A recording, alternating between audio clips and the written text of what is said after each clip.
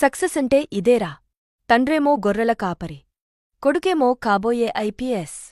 రీసెంట్గా వచ్చిన యూపీఎస్సీ 2024 పరీక్షల తుది ఫలితాల్లో మహారాష్ట్రలోని అమగే గ్రామానికి చెందిన బీరప్ప సిద్ధప్ప డోని అనే గొర్రెల కాపరి కుమారుడు 551వ ర్యాంకు సాధించి అందరినీ అబ్బురపరిచాడు. బీరప్ప తండ్రి సిద్దప్ప తన బిడ్డలను ఉన్నత చదువులు చదివించాడు. తండ్రి కష్టాన్ని చూసిన పిల్లలు కూడా పెద్ద కలలే కన్నారు. పెద్ద కొడుకు ఏకంగా ఆర్మీలో ఉద్యోగం చేస్తున్నాడు.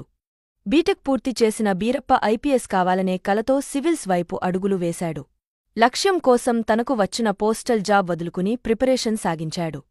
అలా ఈ ఏడాది 3వ అటెంప్ట్లో 551వ ర్యాంకు సాధించాడు.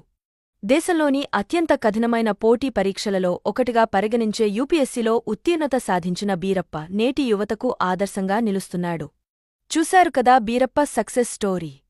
గొర్రెల కాపరి కొడుకైనా సరే